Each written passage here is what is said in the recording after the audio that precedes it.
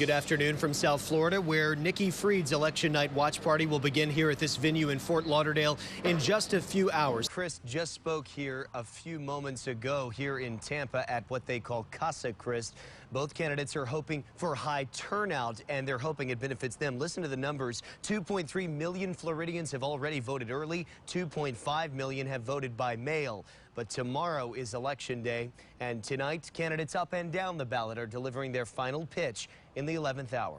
Good evening from Fort Lauderdale, where tonight Nikki Fried thanked her supporters for a hard-fought battle for this nomination, and despite losing, said she's not done, echoing what Charlie Crist said moments later, that they both want to make Ron DeSantis a one-term governor. But when I asked if she thought Crist could beat DeSantis in November, she stopped short of a full endorsement. You believe Charlie Crist can beat Ron DeSantis? I do believe that a Democrat can beat Ron DeSantis. Is there anything related to policy you wish that Democrats nationwide or here in Florida had focused on, or maybe focused on less? No, because... Good evening from Orlando, where supporters of Val Demings have started to enter her watch party in about the last hour or so, watching results on the screen behind us, where we'll hear from Val Demings on this stage in just a little while. But we're told by the campaign that she does not plan to give any remarks until this race has been called. When that happens is, of course, anybody's guess at this point. Do you think the U.S. is doing all that they should be and can be doing to support Ukraine? And if not, what should the U.S. be doing? Yeah, I think the U.S. has done a very good job. And when America says foreign policy, I'm going to salute and do the patriotic thing. And so, but you also talked to the president.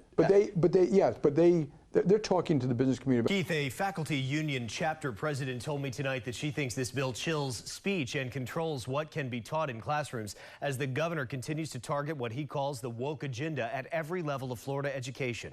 The latest move in the ongoing culture wars over what's allowed in the classroom. Once again protesting changes to the liberal arts school, new college students chanting opposition to broader moves now affecting all Florida colleges and universities.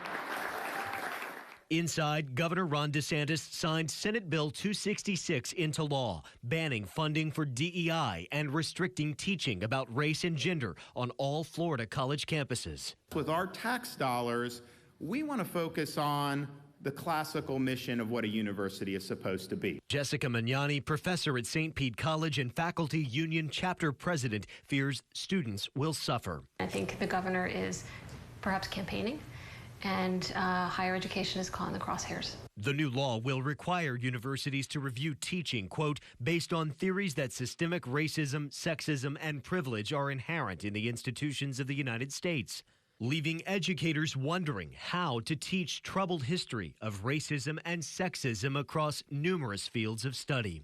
The governor and the legislature, who don't have the same expertise in any of these disciplines, are empowered to control what they can and cannot say in the classroom.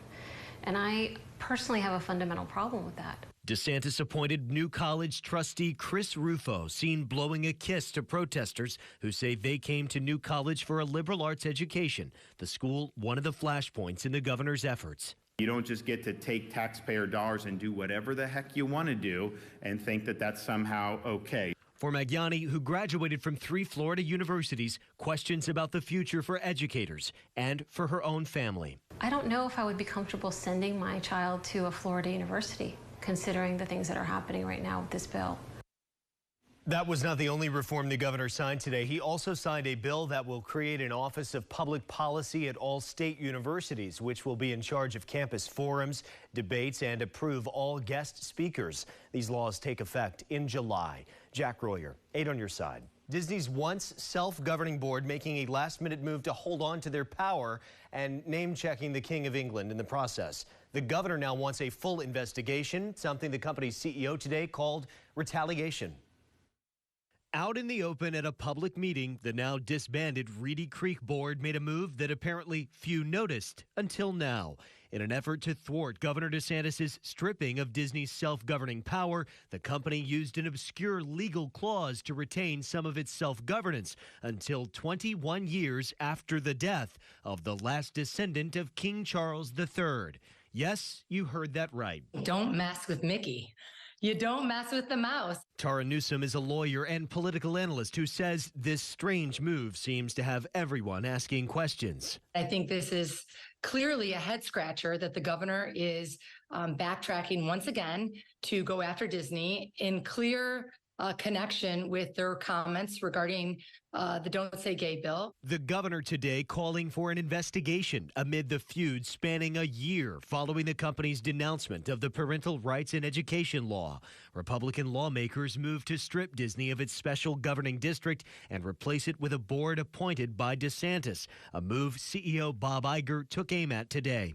The governor got very angry about the position Disney took, and it seems like he's decided to retaliate against us, in effect to seek to punish a company for its exercise of a constitutional right.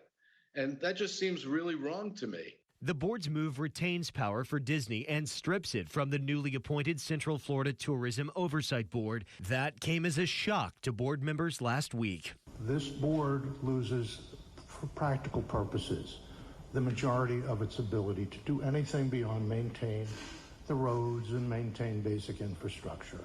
Today, DeSantis called on the Inspector General to investigate the legality of the move, which came just before the state takeover. Simply to retaliate for a position the company took sounds not just anti-business, but it sounds anti-Florida.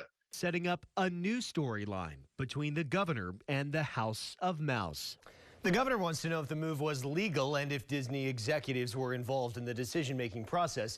Disney says it was perfectly legal because it was done in a public, open forum in accordance with Florida's Sunshine Law.